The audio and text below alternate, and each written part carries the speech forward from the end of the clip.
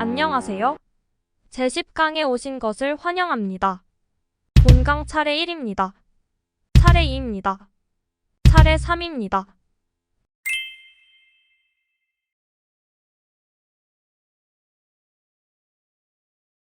현대 의료의 특징 중에 하나는 의사 중심주의 내지 의사의 행위 독점으로부터 다양한 의료 종사자 내지 의료 관계자의 출현과 이들 각 직종 간의 협력 관계 내지 공동관계로 변화하고 있다는 점입니다. 그 원인으로서는 의학 의료의 발전, 전문화, 포괄 의료화, 의료시설의 거대화, 복잡화, 질병 구조의 변화, 의료 수요의 증대 내지 의료의 사회화 등에 의하여 새로운 전문직이 요구되고 있다는 점과 다른 한편으로는 의사만에 의한 행위 독점이 의사에게는 정신적, 육체적으로 무리라는 점 등이 거론되고 있습니다. 여기서 각 직종 간의 직능적 연결에 의한 공동질서를 모색하는 것이 바람직하다는 견해도 있습니다. 그러나 여전히 의료제도는 전문 직종의 특성상 의사중심 구조의 골격을 유지할 수밖에 없을 것으로 보입니다. 의사의 중심적 지위라고 하는 것은 두 가지 의미를 가질 수 있겠습니다.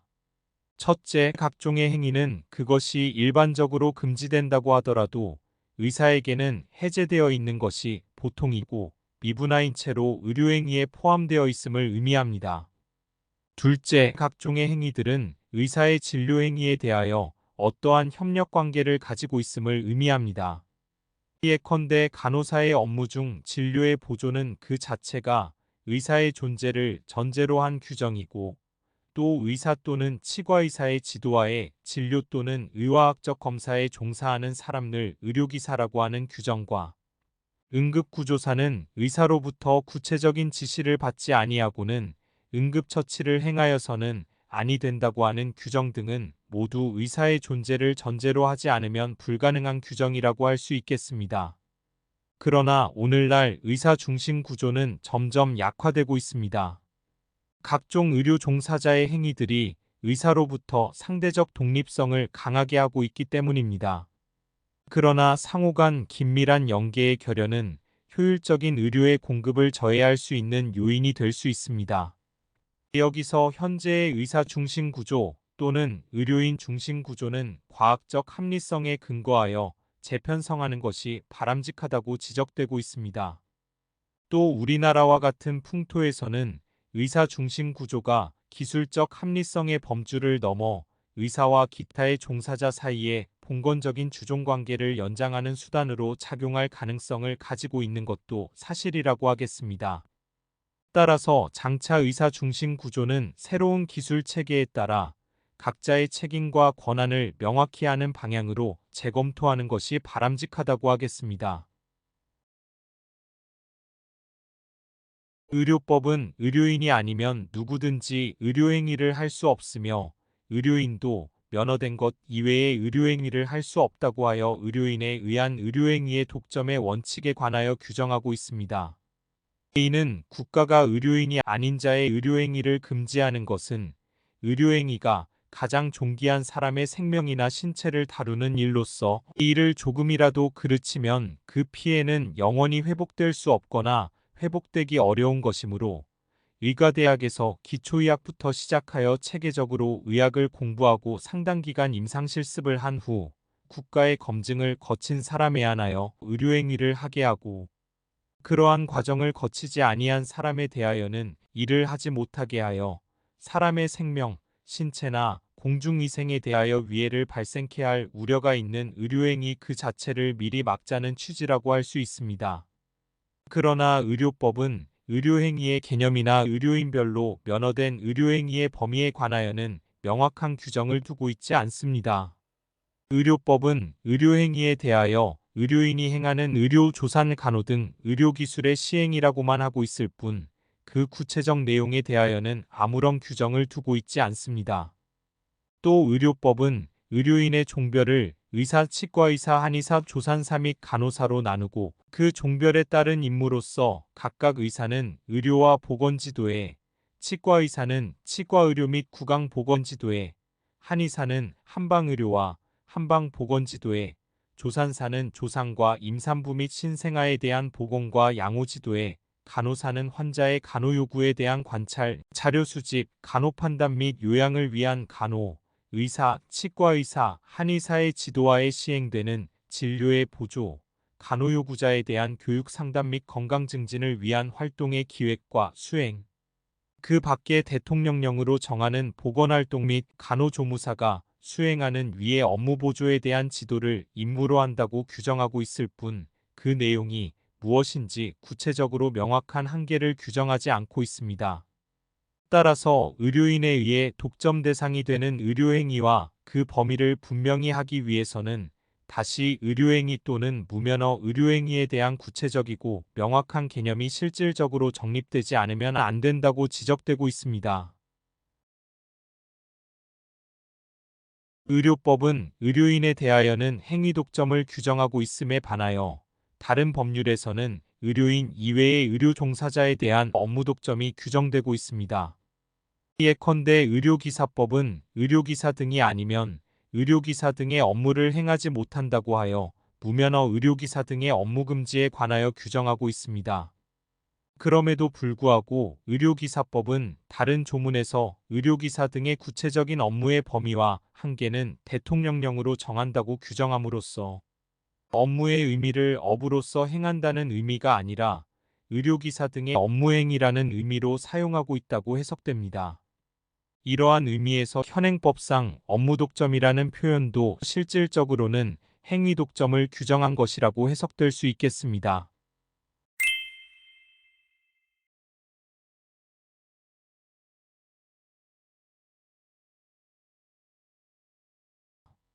의료인은 그 종별에 따른 임무를 수행함으로써 국민보건의 향상을 이루고 국민의 건강한 생활 확보에 이바지할 사명을 가집니다. 상술한 바와 같이 의료법은 의료인의 종별에 따른 임무로서 면허의 범위를 명문으로 규정하고 있습니다. 의사는 의료와 보건지도에, 치과의사는 치과의료 및 구강보건지도에, 한의사는 한방의료와 한방보건지도에, 조산사는 조상과 임산부 및 신생아에 대한 보건과 양호지도에, 간호사는 환자의 간호 요구에 대한 관찰, 자료 수집, 간호 판단 및 요양을 위한 간호, 의사, 치과의사, 한의사의 지도하에 시행되는 진료의 보조, 간호 요구자에 대한 교육 상담 및 건강 증진을 위한 활동의 기획과 수행. 그 밖에 대통령령으로 정하는 보건활동 및 간호조무사가 수행하는 위의 업무 보조에 대한 지도를 그 임무로 한다고 규정하고 있습니다. 문제는 의료법이 의료인의 종별에 따른 면허의 범위와 관련하여 예컨대 의료행위, 치과의료행위 및 한방의료행위 등에 관하여 적극적인 정의 규정이나 특정한 의료행위의 허용 또는 금지에 대하여 그 경계를 구체적으로 규정하지 않고 있다는 점에 있습니다. 의료법이 의료인에게 각자 면허를 받아 면허된 것 이외의 의료행위를 할 수 없도록 규정한 취지는 각 의료인의 고유한 담당 영역을 정하여 전문화를 꾀하고 독자적인 발전을 촉진함으로써 국민이 보다 나은 의료 혜택을 누리게 하는 한편, 의료인들이 각자의 영역에서 체계적인 교육을 받고 국가로부터 관련 의료에 관한 전문 지식과 기술을 검증받은 범위를 벗어난 의료행위를 할 경우 사람의 생명 신체나 일반 공중위생에 발생할 수 있는 위험을 방지함으로써 궁극적으로 국민의 건강을 보호하고 증진하기 위한 데 있다고 하겠습니다. 그럼에도 불구하고 막상 각 의료인에게 면허된 의료행위의 내용은 무엇이고 범위는 어떻게 되는지, 어떠한 기준에 의하여 구분되는지 등에 관하여는 구체적인 규정을 두고 있지 아니합니다. 이는 의료행위의 종류가 극히 다양하고 그 개념도 의학의 발달과 사회의 발전, 의료 서비스 수요자의 인식과 요구에 수반하여 얼마든지 변화될 수 있는 것임을 감안하여 법률로 이례적으로 규정하는 경직된 형태보다는 시대적 상황에 맞는 합리적인 법 해석에 맡기는 유연한 형태가 더 적절하다는 입법 의지에 기인한다고 하겠습니다. 따라서 의료행위의 개념은 전통적 관념이나 문헌적 의미만으로 구분될 수 있는 것은 아닐 뿐더러 고정불변인 것이 아니라 의료기술의 발전과 시대 상황의 변화, 의료 서비스에 대한 수요자의 인식과 필요에 따라 달라질 수 있는 가변적인 것이기도 하다고 하겠습니다. 결국 의료행위가 면허된 것 이외의 의료행위에 해당하는지는 구체적 사안에 따라 의료인들의 면허를 구분한 의료법의 입법 목적, 해당 의료행위에 관련된 법령의 규정 및 취지, 해당 의료행위의 기초가 되는 학문적 원리, 해당 의료행위의 경위, 목적, 태양, 의과대학 등의 교육과정이나 국가시험 등을 통하여 해당 의료행위의 전문성을 확보할 수 있는지 등을 종합적으로 고려하여 사회 통념에 비추어 합리적으로 판단할 수밖에 없게 된다고 하겠습니다. 의료법은 의료인의 종별과 그에 따른 의료인의 직무 범위에 관하여 명문으로 규정하고 있습니다. 의사의 면허 범위는 의료와 보건지도입니다. 의료행위란 의학적 전문 지식을 기초로 하는 경험과 기능으로 진찰, 검안, 처방, 투약 또는 외과적 시술을 시행하여 질병의 예방 또는 치료행위 및 그 밖의 의료인이 행하지 아니하면 보건위생상 위해가 생길 우려가 있는 일체의 행위를 의미합니다. 한편 진료행위는 의사가 행하는 의료행위에 해당합니다. 간단히 진료라고도 합니다. 진료는 진찰과 치료로 나누어질 수 있고, 진찰은 원칙적으로 치료의 전제가 됩니다. 그러나 진찰하여도 진단할 수 없는 경우에는 대증요법이 행하여져도 위의 전제가 성립하지 않는 것은 아니하고 할 수 있겠습니다. 진찰의 방법은 문진, 시진, 청진, 촉진, 타진, 검사 등이 있지만 모두 의료행위의 방법의 범위 내에 있습니다. 진찰은 분업화하여 행하여지기도 하고 기계화되어 행하여지기도 합니다. 치료의 방법에도 투약, 수술, 처치, 관리요법, 작업요법 등이 있습니다. 치료에도 조직화와 집중화의 경향이 있습니다. 진찰과 치료 중 하나가 있으면 진료가 있다고 할 수 있습니다. 진료는 진찰과 치료의 결합어이고 진찰과 치료는 일체 불가분의 관계에 있기 때문입니다. 치과의사의 면허 범위는 치과의료와 구강보건지도입니다. 치과의료행위란 의료행위 가운데에서 치과의사가 행하는 의료행위, 즉 치과의료기술에 의한 질병의 예방이나 치료행위를 지칭합니다. 전통적인 관념이나 문헌적 의미에 따르면 치과는 이와 그 지지 조직 및 입안의 생리병리 치료기술 등을 연구하는 의학 분야, 치과의사는 입 안 및 치아의 질병이나 손상을 예방하고 치료하는 것을 직업으로 하는 사람으로 정의함이 일반적입니다. 그러나 치과의사의 의료행위와 의사의 의료행위가 이러한 전통적 관념이나 문헌적 의미만으로 구분될 수 있는 것은 아닙니다. 뿐만 아니라 의료행위의 개념은 고정불변인 것이 아니라 의료기술의 발전과 시대 상황의 변화, 의료 서비스에 대한 수요자의 인식과 필요에 따라 달라질 수 있는 가변적인 것이기도 합니다.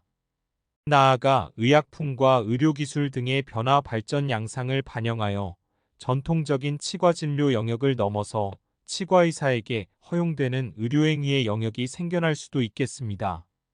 한편 의사, 치과의사 및 한의사의 면허 범위는 각각 의료, 치과의료 및 한방의료로 구분되고 있습니다.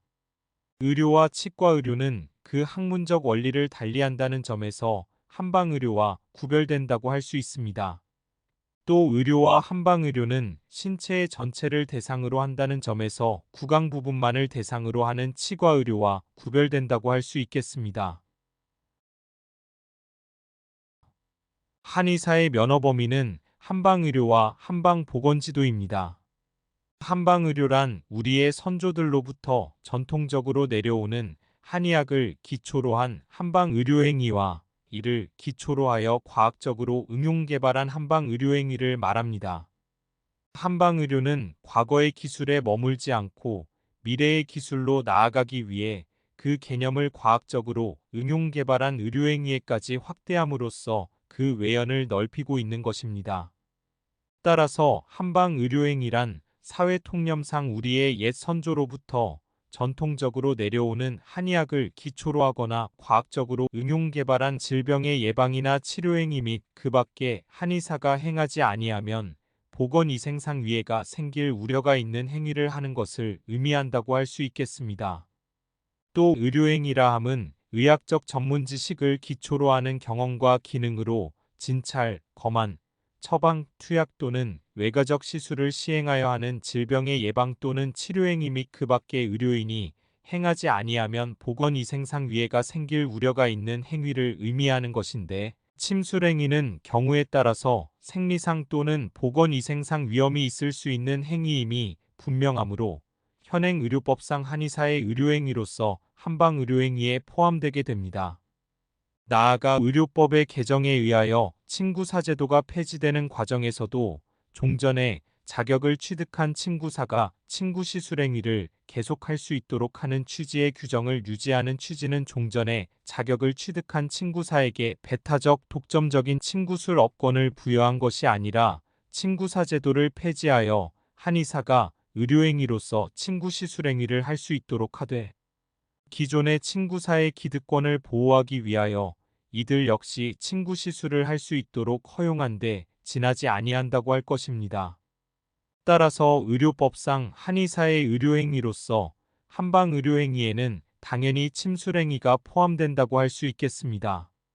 한편 의사의 의료행위는 해부, 조직, 생화학의 이론 등을 기초이론으로 하여 인체의 화학적, 생물학적인 변화를 각종 의료기기 등을 활용한 진단 결과 및 실험과학적 결과에 기초를 두고 관찰 측정한 후 질환을 야기한 원인 및 부위를 중점 치료하는 데 주안점을 두는 서양의학의 그 학문적 기초를 두고 있는 반면, 한의사의 한방의료행위는 인체를 하나의 소우주로 보고 막문문절 등의 진찰 방법을 통해 찾아낸 유의성이 있는 정보들을 양, 표, 리, 한, 열, 허, 실이라는 8가지 기준에 따라 환자의 상태를 종합 분석하여 질병의 원인 및 과정을 추적하고 치료 방향을 결정하는 우리의 옛 선조들로부터 전통적으로 내려오는 한의학의 그 학문적 기초를 두고 있다고 할 수 있겠습니다.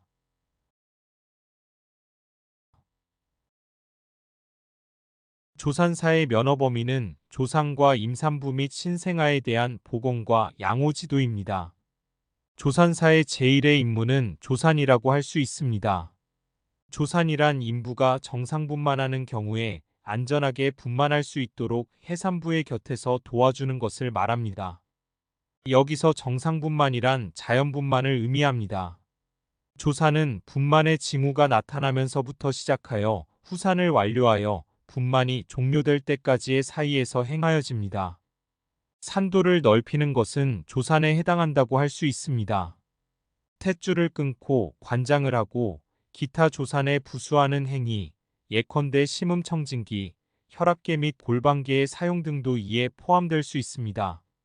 조산은 또한 의사와 조산사에게 허용된 의료행위로서 인부에 대한 내진을 포함합니다. 임산부란 인부를 의미하는 외에도 해산부와 산욕부를 포함하는 넓은 의미로 해석됩니다. 2019년 개정 의료법이 조산사의 면허 범위와 관련하여 인부, 해산부 및 산욕부를 임산부로 포괄하였기 때문입니다.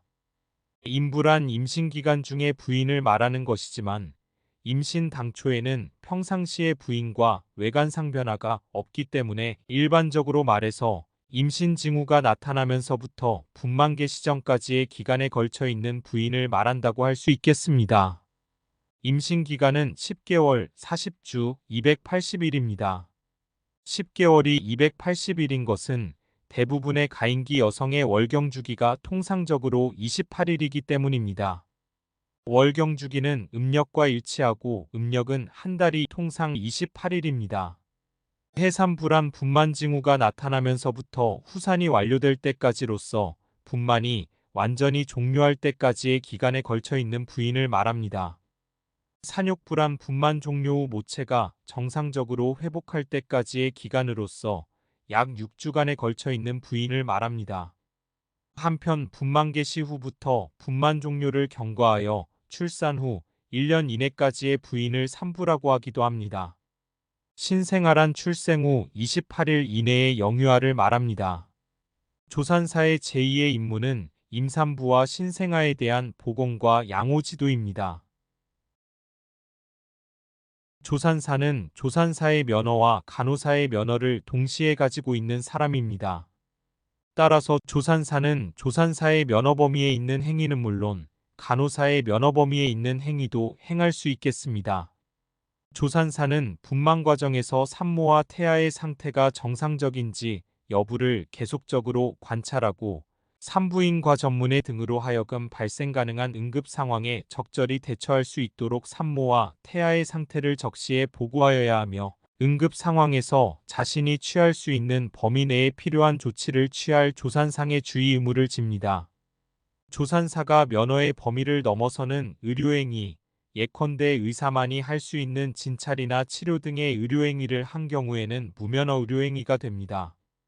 따라서 이상분만으로 인하여 인부 해산부에게 이상현상이 생겼을 때 그 원인을 진단하고 이에 대처하는 조치를 강구하는 것은 그러한 의료행위를 임무로 하는 산부인과 의사 등 다른 의료인의 임무 범위에 속하는 것으로서 조산사에게 면허된 의료행위인 조산에 포함되지 아니합니다.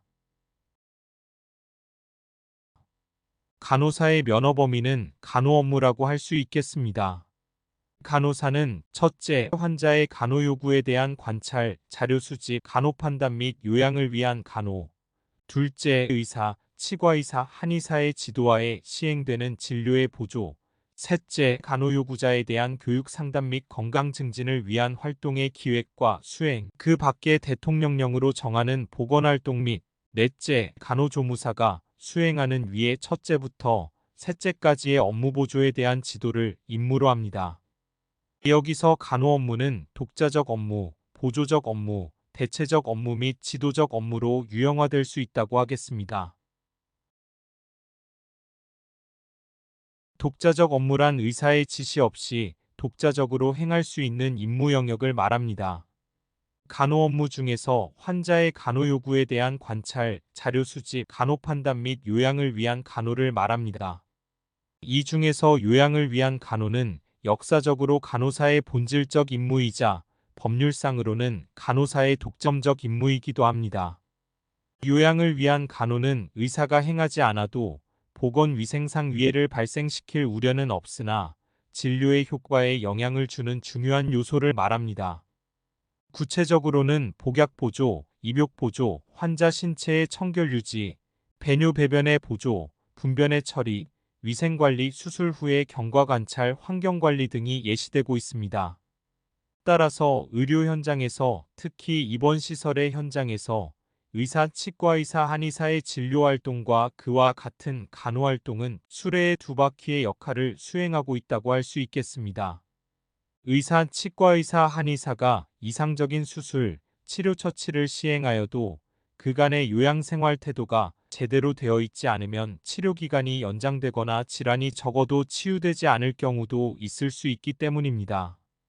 임상심리적 측면에서 요양상의 간호의 구체적인 예로서는 환자에게 희망을 가지게 하는 것, 고통, 고뇌에 대한 위안을 주는 것입니다. 심리적인 면에서의 간호를 완전히 무시할 경우 간호사는 왕왕 환자로부터는 백의의 악마로 생각될 수도 있을 것입니다. 입원 환자의 병실에는 간호조무사의 자격도 가지지 않은 간호실습생, 간병인, 자벽인 등이 많이 있지만 이러한 직종의 사람들은 행위의 하나하나에 대하여 간호사의 구체적 지시를 받아 이를 처리하지 않으면 안 되고 요양상의 간호에 있어서도 간호사나 경우에 따라 간호조무사의 수족이 되어 활동하지 않으면 안 된다고 할 수 있겠습니다. 요양을 위한 간호에 대하여는 진료보조에서와 같은 의사의 지시에 관한 규정이 없기 때문에 의사의 지시의 필요 여부에 대하여는 논의의 여지가 있습니다. 간호사가 주체성을 가지고 하여야 하는 업무이기 때문에 의사의 지시를 요하지 않는다는 견해와 병원에서 의료활동의 일환으로서 행하는 경우는 의사의 지시에 따르지 않으면 안 된다고 하는 견해가 그것입니다. 그러나 병원 내에서의 간호는 주치의의 치료방침에 근거한 일반적 지시에는 따르지 않으면 안 되지만 요양상의 간호에 있어서의 구체적 사항은 의사의 지시를 받지 않고 독자적인 판단으로 행할 수 있다고 해야 할 것입니다. 요양상의 간호에 있어서는 간호의 전문성과 책임의 독자성이 인정되어야 하기 때문입니다. 그렇다고 하여 요양간호에 의사의 지시가 있어서는 안 된다는 의미는 아닙니다. 이러한 의미에서 요양간호에 대하여 의사의 지시가 있는 경우에는 의사의 지시와 간호사의 요양지도의 관계가 문제될 수 있겠습니다. 또 의사의 지시가 없거나 내용상 불명확한 경우에 의사의 지시에 따르기만 하면 면책되는가가 문제될 수 있겠습니다. 첫째, 의사의 지시가 없는 경우에는 당연히 간호사 스스로 결정하겠지만 지시가 있지만 그 내용이 불명확한 경우에는 의사에게 질문하여야 합니다. 둘째, 의사의 지시에 따르기만 하면 간호사에게는 책임이 없다는 견해와 간호사에게 책임을 인정할 수 있다는 견해가 대립하고 있습니다. 후자의 근거로서는 간호사에게도 책임을 묻지 않는다면 간호 임무의 독자성이 훼손될 우려가 있다는 점, 간호사는 의사와는 달리 24시간 계속적으로 환자와 접하고 있어 환자의 상태를 가장 잘 관찰할 수 있는 입장에 있다는 점 및 간호사의 관찰과 판단 및 의견은 의사가 결정하는 데에 결정적 영향을 미친다는 점 등이 거론되고 있습니다. 이러한 점들은 경청할 만하다고 하지 않을 수 없겠습니다. 요양간호는 간호사의 주체적 임무이기 때문에 그 사고에 대한 책임도 주체적으로 부담하지 않으면 안 되기 때문입니다. 또 요양간호가 의사의 지시에 의하여 행하여지는 경우에도 간호사는 요양간호 자체는 간호사의 전문적 지식과 기능에 근거하여 주체적으로 행하여지는 것이기 때문에 요양간호의 과실에 대하여는 원칙적으로 책임을 피할 수 없다고 할 수 있기 때문입니다.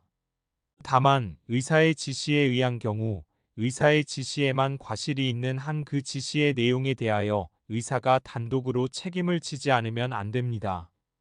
따라서 간호가 불충분하였고 환자에게 악결과가 발생하여 간호에도 과실이 있는 경우에는 의사의 지시가 부적절하였다는 이유만으로 의사의 지시에 따라 간호한 결과에 대하여 책임이 없다고 할 수는 없다고 하겠습니다. 간호 업무 중 독자적 업무에 해당하는 경우에도 이는 간호사에 의하여 당연히 수행될 수 있지만 간호사가 아니더라도 간호조무사 또는 의사, 치과의사, 한의사 및 조산사에 의하여도 수행될 수 있겠습니다. 따라서 간호사의 독자적 업무에 속하는 경우에도 간호사가 의사, 치과의사 또는 한의사의 지시에 의하여 행하는 간호 업무는 본래의 주도적 업무관계로부터 보조적 업무관계로 변경되게 됩니다.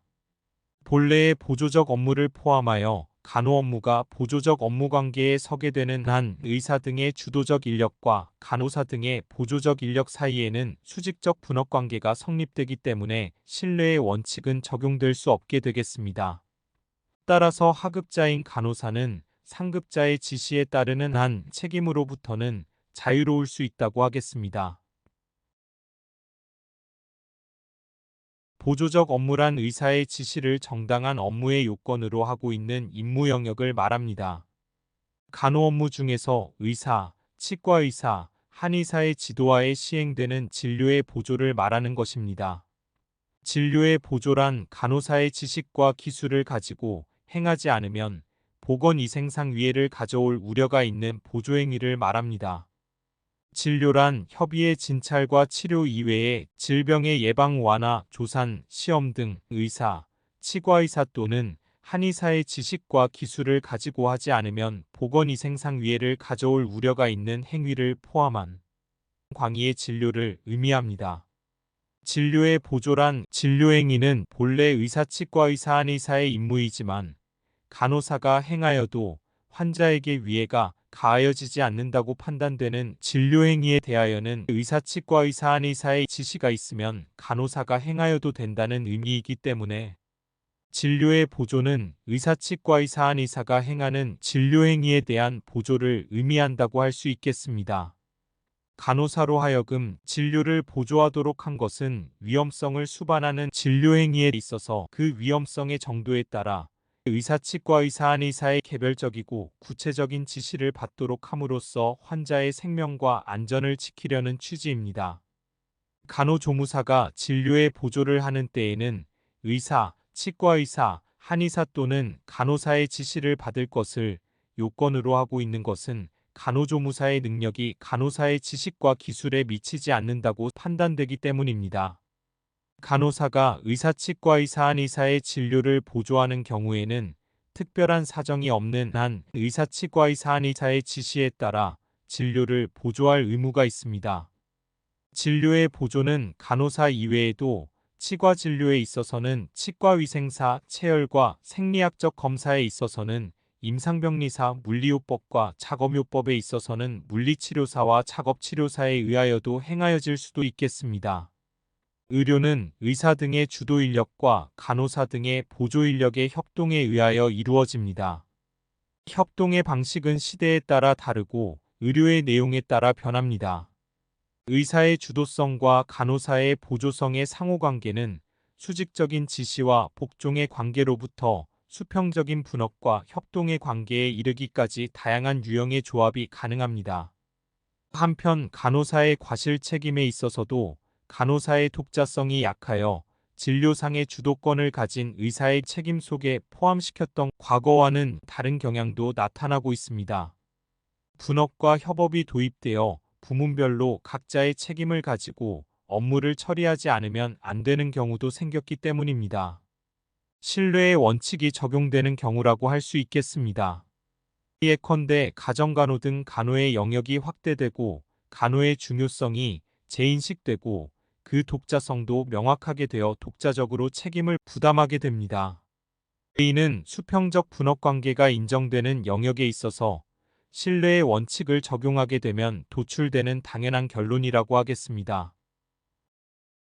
진료의 보조의 범위와 관련하여 의료행위를 간호사 등에 의하여 보조가 가능한 상대적 의료행위와 의사치과의 사안의사가 아니면 행할 수 없어 보조가 불가능한 절대적 의료행위로 구별하는 견해가 있습니다. 판례는 이를 긍정하고 있습니다. 대법원은 의사가 간호사에게 진료의 보조행위를 하도록 지시하거나 위임할 수는 있으나 고도의 지식과 기술을 요하여 반드시 의사만이 할 수 있는 의료행위 자체를 하도록 지시하거나 위임하는 것은 허용될 수 없으므로 간호사가 의사의 지시나 위임을 받고 그와 같은 행위를 하였다고 하더라도 이는 무면허 의료행위에 해당한다고 판시한 바 있습니다. 따라서 간호사는 진료의 보조라는 자신의 행위 범위를 일탈하여 의사치과의 사안의사의 고유한 행위 영역, 예컨대 진단, 수술 등에 들어가지 않도록 주의하지 않으면 안 됩니다. 이른바 간호사의 진료행위 금지의 원칙이라고 할 수 있겠습니다. 이는 특히 전문 간호사에게도 그대로 타당하다고 하겠습니다. 마취 전문 간호사가 의사의 구체적 지시 없이 독자적으로 마취제와 그 사용량을 결정하여 척수 마취 시술을 한 경우 의료법상의 무면허 의료행위에 해당한다고 한 경우가 있습니다. 예컨대 마취 전문 간호사라고 하더라도 마취 분야의 전문성을 가지는 간호사의 자격을 인정받았을 뿐이지 의사의 면허를 취득한 것은 아니기 때문입니다. 따라서 간호사가 행할 수 있는 의료행위는 간호사의 의학적 판단과 기술에 있어서 인체에 보건위생상 위해를 가져오거나 또는 가져올 우려가 없는 범위로 한정되게 됩니다. 그런데 의료 그 자체는 본래 의사의 책임하에 의사 자신이 행하여야 하는 것이었습니다. 그러나 고도로 복잡다기한 현대의 의료는 다른 사람의 조력 없이는 능률적이고 효과적인 활동이 불가능합니다. 오늘날의 의료에서 보조자의 조력이 불가결하게 된 이유라고 하겠습니다. 그러나 그것은 어디까지나 의사의 책임하에 가능한 것입니다. 따라서 진료의 보조라 함은 당연히 의사가 주체로 되어 있는 상황하에서 의사의 지시에 따라 보조적인 활동을 하는 것을 의미합니다. 문제는 보조한다는 말의 의미에 있습니다. 보조한다는 의미는 돕는다는 것이고 의사가 행하는 진료에 조력한다는 의미입니다. 따라서 진료의 본행위를 행하는 것이 아니라는 의미라고 하겠습니다. 본행위와 부수행위, 본질행위와 비본질행위로 구분하여 생각하면 이해가 가능할 것입니다. 본행위는 의사의 의학적 판단 및 기술을 가지고 하지 않으면 인체에 위해를 미치거나 위해를 미칠 우려가 있는 행위이고 부수행위는 일반인이 하면 인체에 위해를 미치거나 위해를 미칠 우려가 있지만 간호사의 의학적 판단과 기술을 가지고 하면 인체에 위생상 위해를 미치거나 위해를 미칠 우려가 없는 행위를 말한다고 하겠습니다. 예컨대 의사는 옆에서 지시만 하고 실제 행위는 간호사가 한다든지 또는 의사는 전화상으로 설명만 하고 간호사로 하여금 진료를 하게 한다든지 하면 이는 진료의 보조가 아니라 진료행위 그 자체가 된다고 하겠습니다. 따라서 간호사는 무면허 의료행위를 한 것이 되겠습니다. 그러나 오늘날의 보조자들은 교육을 받고 훈련을 쌓은 유자격자들이기 때문에 일거수일투족에 이르기까지 의사의 지배하에 보조행위를 할 필요는 없다고 하겠습니다. 판례도 간호사가 진료의 보조를 함에 있어서는 모든 행위 하나하나마다 항상 의사가 현장에 입회하여 일일이 지도감독하여야 한다고 할 수는 없고 경우에 따라서는 의사가 진료의 보조행위 현장에 입회할 필요 없이 일반적인 지도감독을 하는 것으로 족한 경우도 있을 수 있다 할 것인데 여기에 해당하는 보조행위인지 여부는 보조행위의 유형에 따라 일률적으로 결정할 수는 없고 구체적인 경우에 있어서 그 행위의 객관적인 특성상 위험이 따르거나 부작용 혹은 후유증이 있을 수 있는지, 당시의 환자 상태가 어떠한지, 간호사의 자질과 숙련도는 어느 정도인지 등 여러 사정을 참작하여 개별적으로 결정하여야 한다고 판시한 바 있습니다. 결국 상대적 의료행위에 있어서 간호사에 의한 진료의 보조가 가능하다는 점에 대하여는 이견이 없습니다. 남은 문제는 절대적 의료행위에 있어서 간호사에 의한 진료의 보조가 가능한가에 있다고 하겠습니다. 양자를 구별하는 입장에서는 당연히 절대적 의료행위에 대하여는 간호사에 의한 진료의 보조가 불가능하다는 입장에 서게 될 것입니다. 그러나 양 개념의 한계가 분명한 것은 아니라고 할 수 있겠습니다. 또 양자의 구별은 불필요하다고 해석되기도 합니다. 절대적 의료행위에 해당하는 의료행위라 하더라도 보조의 범위 내에서 간호사의 참여를 인정한다면 보조행위가 아니라고 할 수는 없기 때문입니다. 위의 판례의 취지도 이러한 의미로 해석하여야 한다고 이해됩니다. 그렇다면 진료의 보조가 금지되는 것은 절대적 의료행위이기 때문이 아니라 지시 내지 보조하는 방법과 태양 내지 그 범위에 문제가 있기 때문이라고 하는 것이 타당하다고 하겠습니다. 보조자에 의한 진료의 보조의 합법성의 근거는 의사의 지시에 있습니다. 따라서 진료의 보조는 의사의 지시에 따라서 행하여져야 합니다. 진료행위는 의사 측과 의사한 의사의 독점적 행위이기 때문입니다. 그런데 의사의 지시의 방법에 관하여는 명문의 규정이 없습니다. 여기서 의사의 지시는 구두이든 서면이든 그 방법은 불문한다고 해석되고 있습니다. 이 외에도 구체적인 상황에 따라 의사가 적절하다고 판단하는 방법이 추가될 수 있겠습니다. 의사의 지시는 진료의 보조의 행위를 행할 것을 명하는 일반적 지시와 진료의 보조의 행위의 과정에서 구체적 지휘 감독으로서 행하여지는 구체적 지시로 나누어질 수 있겠습니다. 진료의 보조는 일반적 지시에 의하여 개시된다고 할 수 있기 때문에 일반적 지시는 필수적이라고 하겠습니다. 다만 진료의 보조는 구체적 지휘 감독으로서의 구체적 지시를 반드시 필요로 하는가에 대하여는 이견이 있을 수 있겠습니다. 구체적 지시는 실체상의 지휘 감독을 의미하는 것이기 때문입니다. 그러나 진료의 보조는 의료행위의 성질에 따라서 그것이 의사 측과 의사한 의사가 행하지 않으면 보건위생상 위해를 가져올 우려가 있는 행위라면 구체적 지시를 반드시 필요로 하겠지만 그러한 우려가 없는 의료행위의 경우에는 별도의 구체적 지시는 필요하지 않다고 할 수 있습니다. 따라서 전화 등에 의한 지시 등과 같이 장소적으로 떨어져 있어 실제적으로 지휘 감독의 효과를 기대할 수 없는 경우에는 원칙적으로 여기서 말하는 구체적 지시의 요건을 갖추지 못한 것이라고 할 수 있겠습니다. 한편 의료기기의 사용은 준비행위, 보수관리 및 실제 조작으로 나누어질 수 있습니다. 준비행위나 보수관리에 관하여는 간호사가 의사의 일반적 지시가 있으면 구체적인 지휘 감독 없이 행할 수 있는 것이지만 진료에 있어서의 조작은 의사가 행하는 것이 아니면 위생상 위해를 발생시킬 우려가 있는 행위로서 의사의 구체적인 지휘 감독을 요한다고 해야 할 것입니다. 대체적 업무란 의사를 대체하여 간호사가 독자적으로 의료행위를 행할 수 있는 임무 영역을 말합니다. 간호 임무 중에서 간호요구자에 대한 교육 상담 및 건강 증진을 위한 활동의 기획과 수행, 그 밖에 대통령령으로 정하는 보건활동을 말합니다.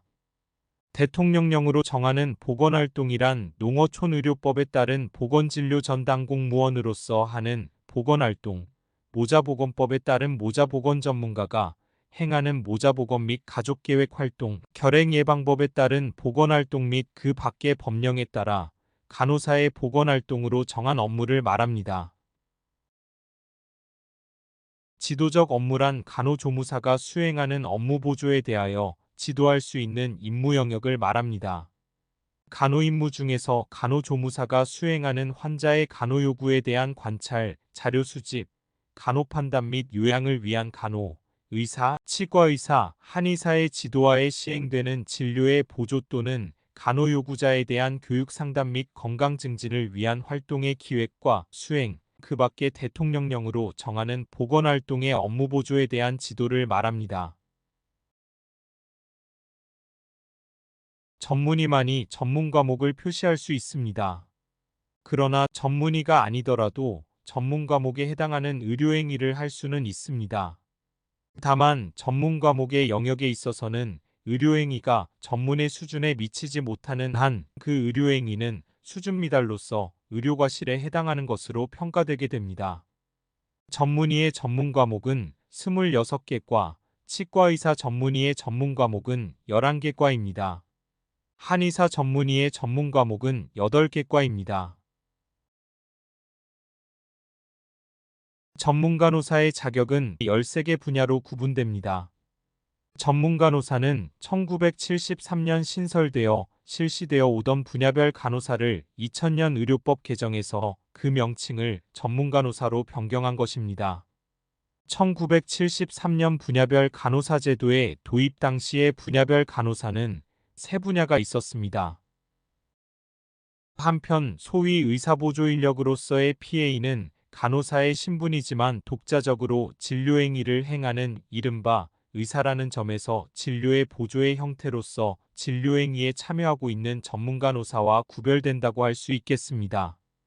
따라서 PA와 관련하여서는 현행법상 무면허 의료행위가 문제되고 있는 것입니다.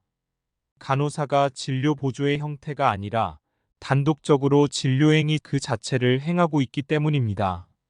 그럼에도 불구하고 PA의 번역어를 진료보조 간호사 등으로 하는 것은 현실을 왜곡할 우려가 있는 용어라고 아니할 수 없다고 하겠습니다.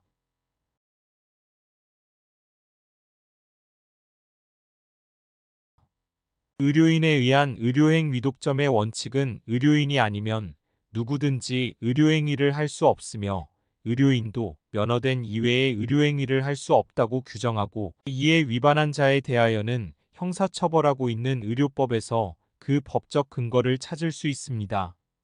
바로 이 점에서 우리나라의 의료법은 업무 독점을 규정하고 있는 일본의 의사법과 구별되고 있습니다.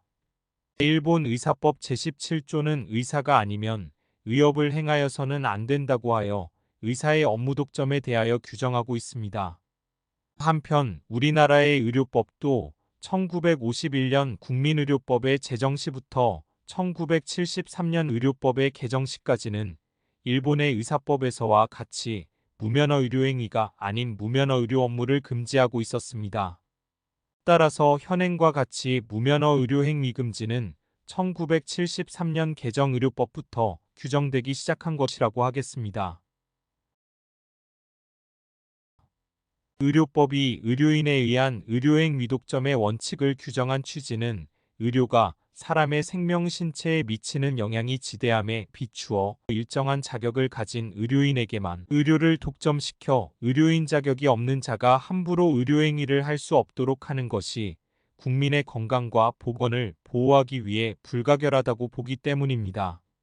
한 나라의 의료제도는 그 나라의 국민 건강의 보호 증진을 목적으로 하여 한목적적으로 체계화된 것이므로 국가로부터 의료에 관한 지식과 기술의 검증을 받은 사람으로 하여금 의료행위를 하게 하는 것이 가장 합리적이고 안전하며 사람의 생명과 신체를 대상으로 하는 의료행위의 특성상 가사 어떤 시술 방법에 의하여 어떤 질병을 상당수 고칠 수 있었다고 하더라도 국가에 의하여 확인되고 검증되지 아니한 의료행위는 항상 국민 보건에 위해를 발생케 할 우려가 있으므로 전체 국민의 보건을 책임지고 있는 국가로서는 이러한 위험 발생을 미리 막기 위하여 이를 법적으로 규제할 수밖에 없기 때문입니다. 따라서 의료법은 국민의 건강을 보호하고 증진하는 것을 그 목적으로 하고 있기 때문에 의료법이 인정하는 행위독점은 국민의 건강을 보호하고 증진하는 경우에 한하여 정당화될 수 있겠습니다. 행위독점은 행위의 질적 향상에 이바지할 수 있다는 점, 종사자에게는 직업적 안정과 매력을 줄 수 있다는 점 등에서 장점을 가질 수 있지만 기득권자의 이익을 옹호할 수 있다는 점, 수급의 조정을 위하여 오용될 수 있다는 점 등에 대하여는 경계하지 않으면 안 됩니다.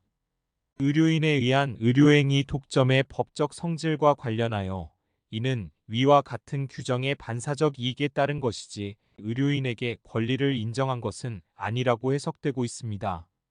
의료인의 면허는 허가의 일종으로서 일반적으로 금지되어 있는 행위를 피면허자에게만 해제하여 그 자유를 회복시키는 데 그치는 것이고 새로운 권리를 부여하는 것은 아니기 때문입니다.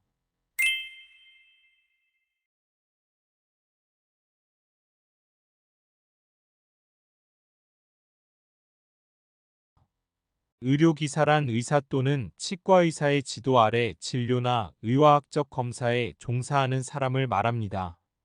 의료기사 등이란 의료기사 외에 보건의료정보관리사와 안경사를 포함하여 말합니다. 보건의료정보관리사란 의료 및 보건지도 등에 관한 기록 및 정보의 분류 확인 유지 관리를 주된 업무로 하는 사람을 말합니다.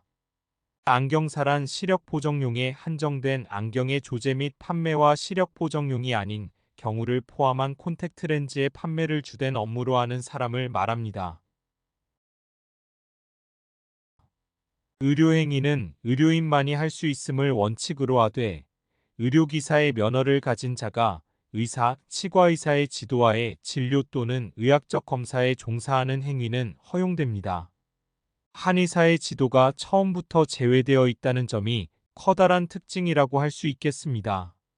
의료기사에게 한정된 범위 내에서 의료행위 중에 일부를 할 수 있도록 허용한 것은 의료인만이 할 수 있도록 제한한 의료행위 중에서 그 행위로 인하여 사람의 생명이나 신체 또는 공중위생에 위해를 발생시킬 우려가 적은 특정 부분에 관하여 인체에 가해지는 그 특정 분야의 의료행위가 가져올 수 있는 위험성 등에 대한 지식과 경험을 획득하여 그 분야의 의료행위로 인한 인체의 반응을 확인하고 이상 유무를 판단하며 상황에 대처할 수 있는 능력을 가졌다고 인정되는 자에게 면허를 부여하고 그들로 하여금 그 특정 분야의 의료행위를 의사 등의 지도하에서 제한적으로 행할 수 있도록 허용한 것이라고 보아야 하기 때문입니다. 의료기사가 반드시 의사 또는 치과의사의 지도하에서만 업무를 수행할 수 있도록 한 것은 의사의 진료행위를 지원하는 업무도 국민의 보건과 관련되어 있는 이상 일정한 자격자로 하여금 담당하게 함으로써 위험을 예방하려는 취지입니다. 의료기사는 의사 또는 치과의사의 지도를 받아 업무를 행합니다. 다만 종전에는 의료기사 등의 업무 범위가 대통령령에 포괄적으로 위임되어 있었으나 2016년 개정법부터는 보건의료정보관리사와 안경사를 제외한 의료기사의 업무 범위에 관하여는 예측 가능성을 제고하기 위하여 법률에 규정하게 되었습니다. 임상병리사는 각종 화학적 또는 생리학적 검사 외에 대통령령으로 정하는 업무를 수행합니다. 방사선사는 방사선 등의 취급 또는 검사 및 방사선 등 관련 기기의 취급 또는 관리 외에 대통령령으로 정하는 업무를 수행합니다.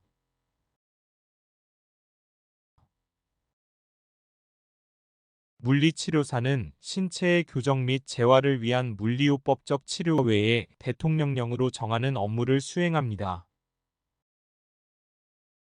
물리치료사에게 허용된 업무 범위는 인체 외부의 물리적인 힘이나 자극을 가하는 물리요법적 치료 방법에 한정된다 할 것입니다.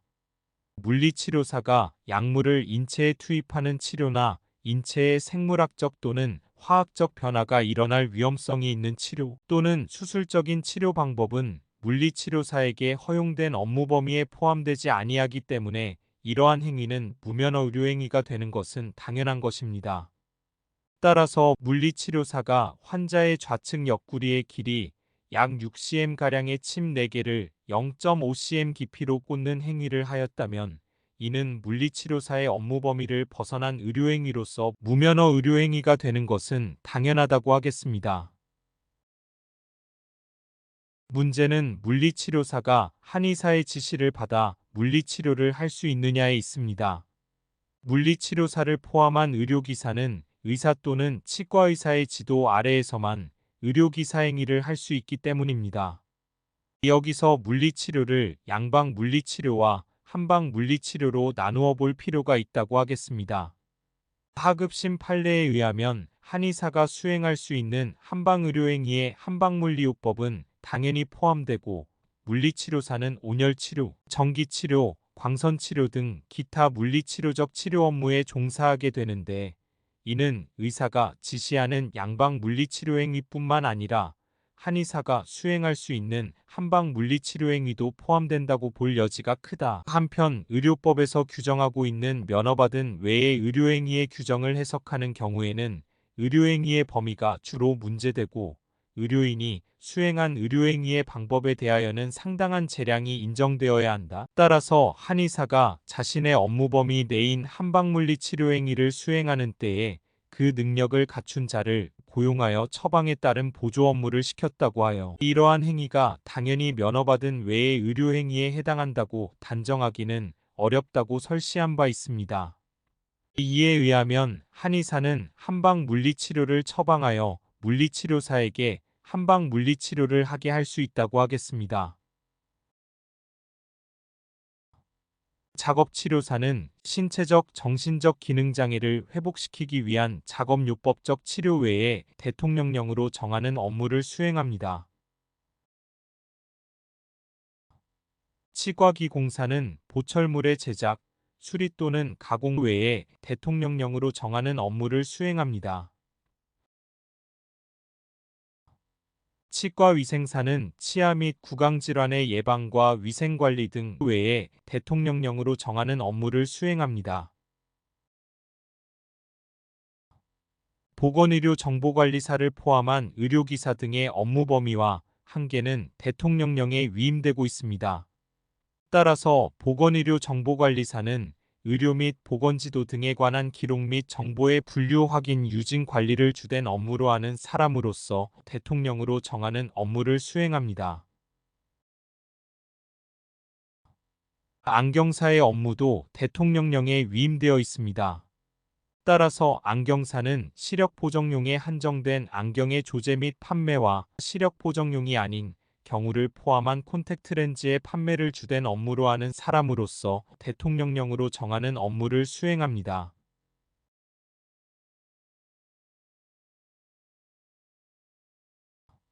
의료기사법은 의료기사 등이 아니면 의료기사 등의 업무를 하지 못한다고 규정하여 무면허 의료기사 등의 업무 금지에 대하여 규정하고 있습니다. 다만 대학 산업대학 또는 전문대학에서 취득하려는 면허에 상응하는 교육과정을 이수하기 위하여 실습 중에 있는 사람의 실습에 필요한 경우에는 그 예외를 인정하고 있습니다. 의료기사가 아니면 의료기사의 업무를 행하지 못하도록 규정한 것은 의사의 지도를 전제로 의료기사 등의 자격이 없는 자에 의한 의료기사 등의 업무를 금지하는 것일 뿐 의사의 진료 행위를 배제하고 의료기사에게만 독자적인 업무를 허용하는 취지는 아닙니다. 또 의료기사라고 하더라도 의사 또는 치과의사의 지시 또는 감독 없이 행한 의료행위는 무면허 의료행위가 됩니다. 따라서 임상병리사의 면허를 가진 의료기사라고 하더라도 의사의 면허나 지시 및 감독이 없이 의료행위를 한 이상 무면허 의료행위가 성립한다고 하겠습니다. 의료기사법은 업무의 범위와 한계를 대통령령에 위임하고 의료기사 등이 아니면 의료기사 등의 업무를 하지 못하도록 의료기사 업무의 독점을 규정하고 있습니다. 그런데 대통령령에 위임되어 있는 의료기사 등의 업무는 업으로 하는 행위라는 의미에서의 업무라기보다는 직무행위라는 의미로서의 업무라고 해석됩니다.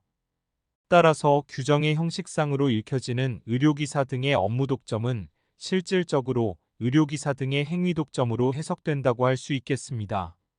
이미 언급한 바와 같이 의료기사 등의 무면허 업무 금지에 대한 규정에서 업무 금지는 업무 독점으로 읽히지만 의료인의 행위 독점에서와 마찬가지로 행위 독점으로 해석된다고 할 수 있겠습니다.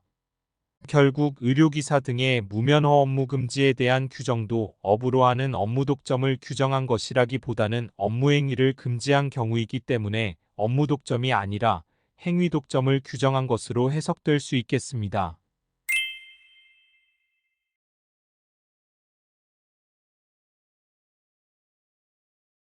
응급구조사는 응급환자가 발생한 현장에서 응급환자에 대하여 상담 구조 및 이송 업무를 수행하며 의료법상 무면허 의료행위에 대한 금지 규정에도 불구하고 보건복지부령으로 정하는 범위에서 현장에 있거나 이송 중이거나 의료기관 안에 있을 때에는 응급처치의 업무에 종사할 수 있습니다.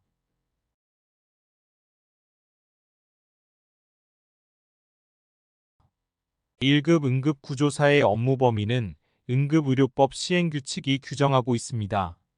1급 응급구조사의 업무는 당연히 2급 응급구조사의 업무를 포함하고 있습니다.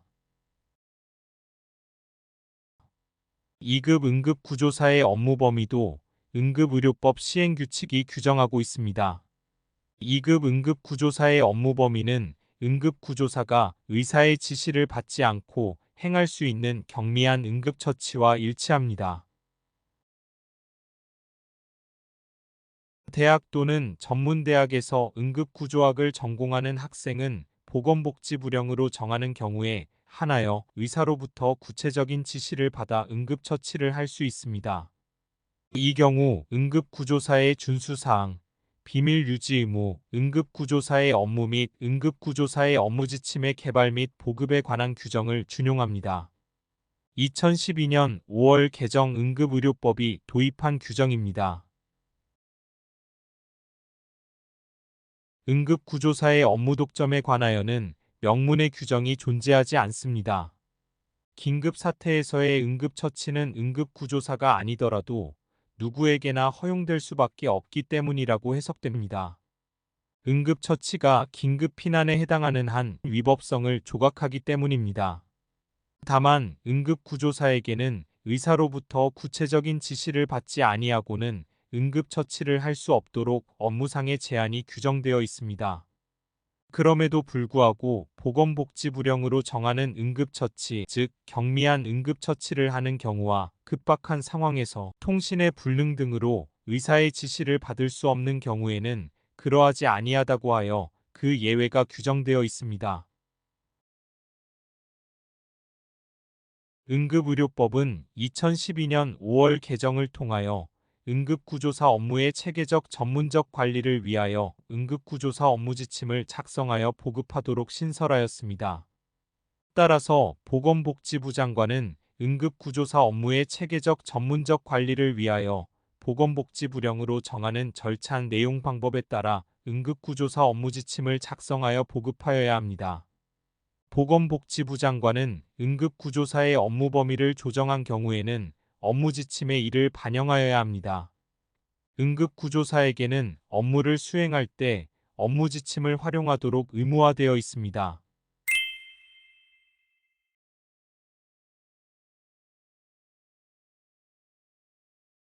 한지의사, 한지치과의사 및 한지한의사는 허가받은 지역에서 의료 업무에 종사하는 경우 의료인으로 봅니다. 한지 의료인이 허가받은 지역 밖에서 의료행위를 하는 경우에는 그 면허가 취소될 수 있습니다. 한지의사, 한지치과의사, 한지한의사로서 허가받은 지역에서 10년 이상 의료 업무에 종사한 경력이 있는 자 또는 이 법 시행 당시 의료 업무에 종사하고 있는 자 중 경력이 5년 이상인 자에게는 보건복지부령으로 정하는 바에 따라 의산 치과의사 또는 한의사의 면허를 줄 수 있습니다. 그러나 한지의료인에 관한 규정은 이미 사문화되어 있다는 점에 대하여는 이미 언급한 바와 같습니다. 간호조무사는 보조 업무를 수행합니다. 간호조무사는 간호사에 대한 보조 업무와 의사, 치과의사, 한의사에 대한 보조 업무를 수행합니다. 전자의 간호사에 대한 보조 업무란 간호 업무 중에서 간호조무사가 수행하는 간호 업무의 보조에 대한 지도를 제외한 나머지 간호 업무를 말합니다.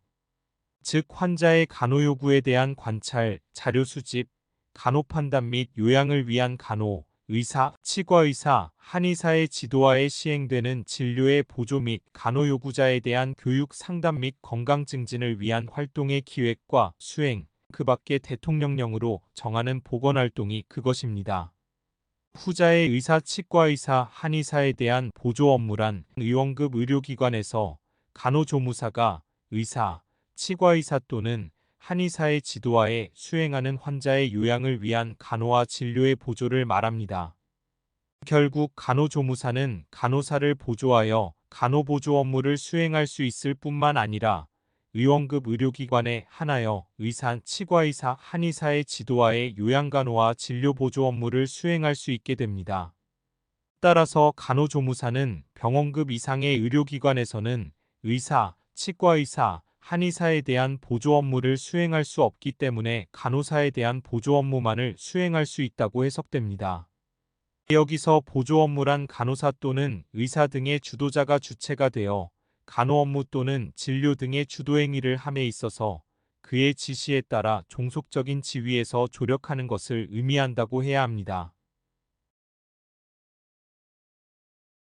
적골사, 침사, 구사의 의료유 사업자는 각 해당 시술소에서 시술, 즉 의료유 사행위를 업으로 할 수 있습니다. 적골사는 뼈가 부러지거나 관절이 삐거나 겹질린 환자의 환부를 조정하고 회복시키는 응급처치 등 적골 시술행위를 하는 것을 업무로 합니다. 침사는 환자의 경혈에 침 시술행위를 하는 것을 업무로 합니다. 구사는 환자의 경혈에 구 시술행위를 하는 것을 업무로 합니다. 의료 유사행위는 의료행위보다 비교적 위험성이 경미하기 때문에 시술자의 업무 범위 내지 시술법에는 스스로 제한이 있습니다. 먼저 시술자는 외과 수술을 행하거나 약품을 투여하거나 그러한 지시 등의 행위를 하여서는 안 됩니다. 이는 의료인만이 행할 수 있는 의료행위이기 때문에 이러한 규정은 당연한 것으로서 주의적 규정에 지나지 않는다고 해석됩니다. 이에 위반한 행위에 대하여 벌칙이 정하여져 있지 않은 이유는 시술자가 이러한 행위를 행하면 의료법 위반으로서 무면허 의료행위로 처벌되기 때문입니다. 다음으로 진단 또한 의사가 행하여야 할 의료행위이기 때문에 시술자의 시술을 위한 진찰도 경혈을 정하기 위한 한도 내에서만 가능하다고 해석해야 합니다. 이미 언급한 바와 같이 현행법상 침구 시술을 위하여는 한의사의, 적골 시술을 위하여는 의사의 면허를 받아야 하고 이러한 시술이 의료행위에 속하게 됨은 당연하다고 하겠습니다. 다만 구법제하에서 이미 침사, 구사, 적골사의 자격을 부여받았던 사람들에 대하여만 그들의 기득권을 존중하여 의사 또는 한의사가 아님에도 불구하고 침군 적골 시술에 한정된 의료행위를 할 수 있게 하였고 이들을 여전히 의료유 사업자라고 하고 침구 적골 시술을 의료유 사행위라고 부르고 있는 것입니다. 따라서 한의사, 침사, 구사가 아닌 자가 침구 시술을 하거나 의사 또는 적골사가 아닌 자가 적골 시술을 하게 되면 무면허 의료행위에 해당하게 됩니다.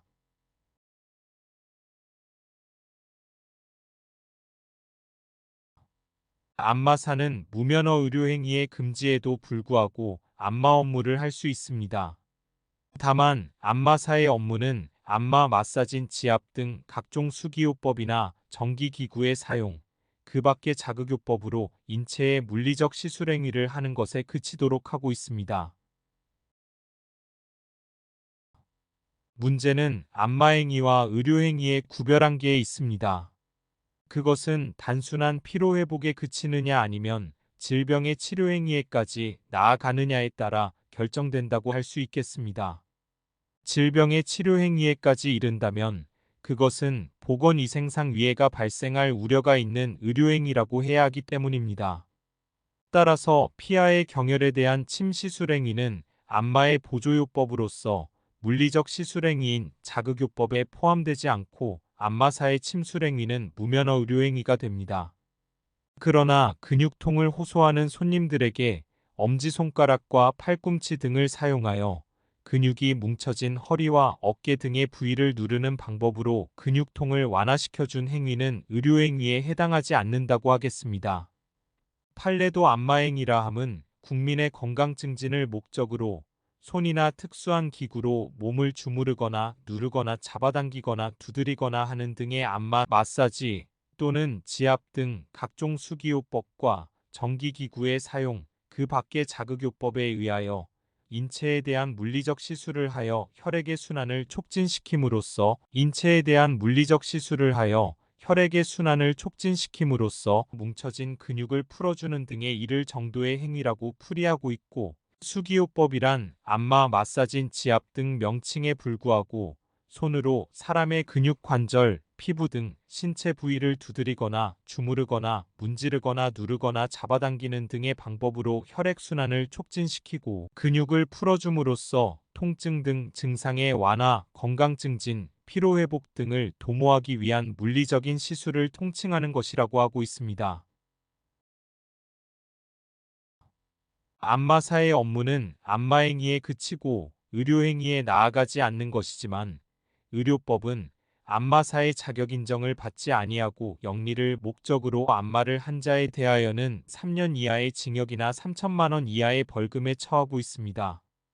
판례는 이발소에서의 안마행위는 의료법상 무자격 안마 영업에 해당하고 엄지손가락과 손바닥을 이용하여 피부나 뭉쳐있는 근육을 잡아당기거나 문지르거나 누르는 방법으로 자극을 주어 근육을 풀어주는 이른바 스포츠 마사지는 안마사의 업무 한계인 각종 수기요법에 해당한다고 한 바 있습니다. 비록 스포츠 마사지 교육과정을 수료하여 수료증을 취득하고 세무서에 사업자 등록까지 하였다 하여 의료법이 금지하고 있는 안마사 자격인정 없는 안마행위까지 허용되는 것은 아니기 때문이라고 하였습니다. 그러나 마사지업소에서 종업원이 대가를 받고 손님들의 몸을 손으로 문지르는 등의 행위가 사실관계 등에 비추어 윤락행위를 위하여 성적 흥분을 일으키게 하는 행위이지 안마행위에는 해당하지 않는다고 한 바 있습니다. 정신건강전문요원의 업무의 범위, 자격 등급에 관하여 필요한 사항은 대통령령으로 정하도록 하고 있습니다. 대통령령이 정하는 정신건강전문요원의 업무 범위는 크게 공통업무와 개별업무로 나누어지고 있습니다. 첫째, 공통업무입니다. 공통업무는 정신재활시설의 운영, 정신질환자 등의 재활훈련, 생활훈련 및 작업훈련의 실시 및 지도, 정신질환자 등과 그 가족의 권익 보장을 위한 활동 지원, 행정입원의 경우 진단 및 보호의 신청, 정신질환자 등에 대한 개인별 지원 계획의 수립 및 지원, 정신질환 예방 및 정신건강복지에 관한 조사 연구, 정신질환자 등의 사회적응 및 재활을 위한 활동, 정신건강증진사업 등의 사업 수행 및 교육 및 그 밖의 위의 규정에 준하는 사항으로 보건복지부 장관이 정하는 정신건강증진 활동입니다. 둘째, 개별 업무입니다.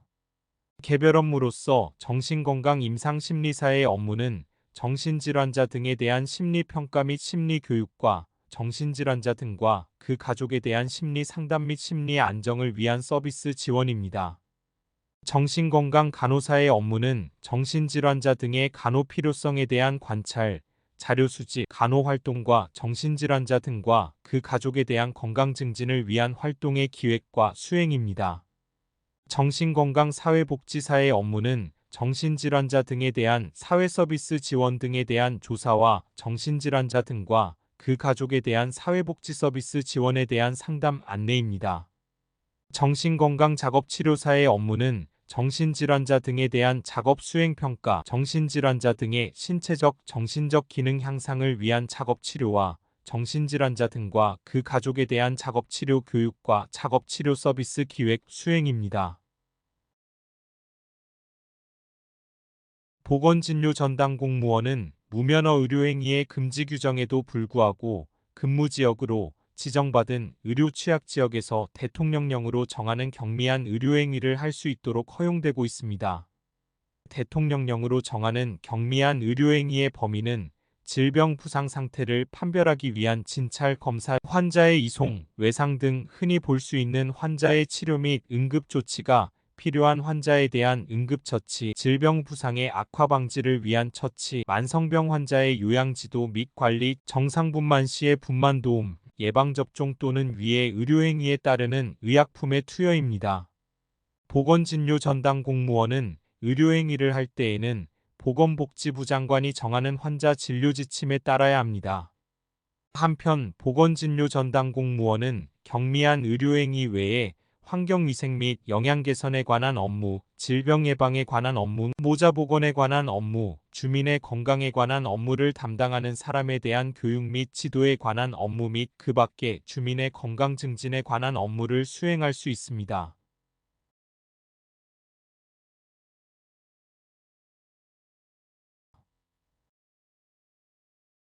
약사법은 약사 및 한약사가 아니면 의약품을 조제할 수 없으며 약사 및 한약사는 각각 면허의 범위에서 의약품을 조제하여야 한다고 하여 약사 및 한약사의 조제행 위독정권에 관하여 규정하고 있습니다. 조제란 일정한 처방에 따라서 두 가지 이상의 의약품을 배합하거나 한 가지 의약품을 그대로 일정한 분량으로 나누어서 특정한 용법에 따라 특정인의 특정된 질병을 치료하거나 예방하는 등의 목적으로 사용하도록 약제를 만드는 것을 말합니다.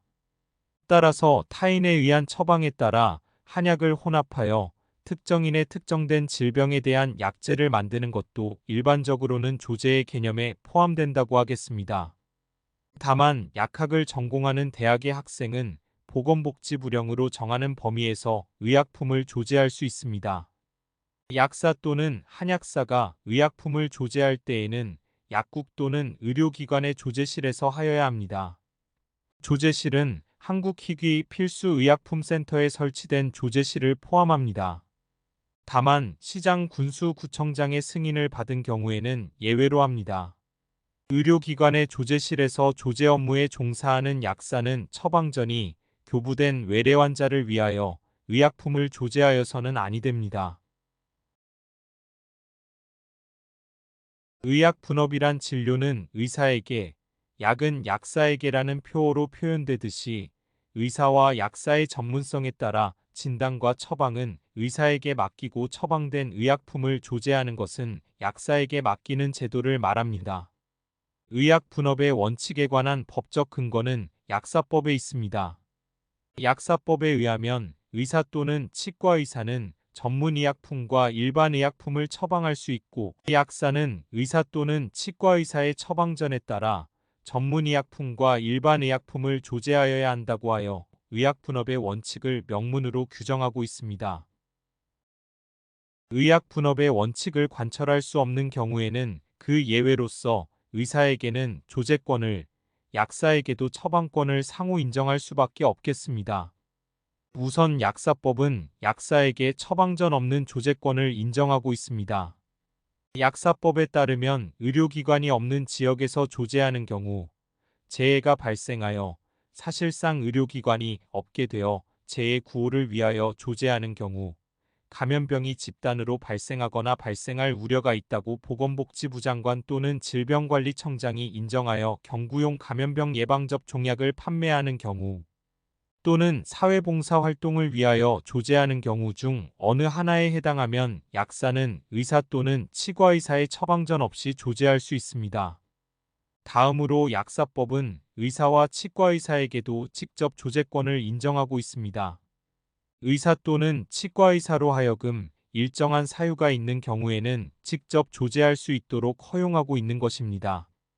예컨대 약국이 없는 지역에서 조제하는 경우 재해가 발생하여 사실상 약국이 없게 되어 재해 구호를 위하여 조제하는 경우 응급 환자 및 조현병 또는 조울증 등으로 자신 또는 타인을 해칠 우려가 있는 정신질환자에 대하여 조제하는 경우 입원 환자, 감염병 예방법에 따른 감염병 환자 중 콜레라, 장티푸스, 파라티푸스, 세균성 이질, 장출혈성 대장균 감염증, A형 간염 환자 및 사회복지사업법에 따른 사회복지시설에 입소한 자에 대하여 조제하는 경우 이 경우 사회복지시설에서 숙식을 하지 아니하는 자인 경우에는 해당 시설을 이용하는 동안에 조제하는 경우만 해당합니다.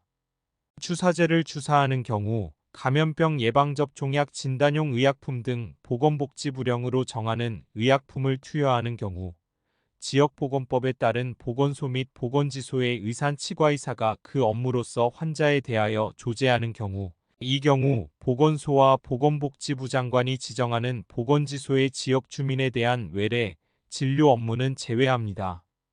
국가유공자법에 따른 상위 등급 1급부터 상급까지에 해당하는 자, 518 유공자법에 따른 518 민주화운동 부상자 중 장애 등급 1급부터 4급까지에 해당하는 자, 고엽제법에 따른 고도장애인, 장애인 복지 관련 법령에 따른 1급, 2급 장애인 및 이에 준하는 장애인, 파킨슨병 환자 또는 한센병 환자에 대하여 조제하는 경우 장기 이식을 받은 자에 대하여 이에 관련된 치료를 하거나 후천성 면역 결핍증 환자에 대하여 해당 질병을 치료하기 위하여 조제하는 경우 병역 의무를 수행 중인 군인, 의무경찰과 형집행법 및 군형집행법에 따른 교정시설, 보호소년법에 따른 보호소년 수용시설 및 출입국관리법에 따른 외국인 보호시설에 수용 중인 자에 대하여 조제하는 경우 결핵예방법에 따라 결핵치료제를 투여하는 경우 이 경우 보건소, 보건지소 및 대한결핵협회 부속 의원만 해당합니다. 사회봉사활동을 위하여 조제하는 경우 국가안전보장에 관련된 정보 및 보안을 위하여 처방전을 공개할 수 없는 경우 또는 그 밖에 대통령령으로 정하는 경우가 그것입니다.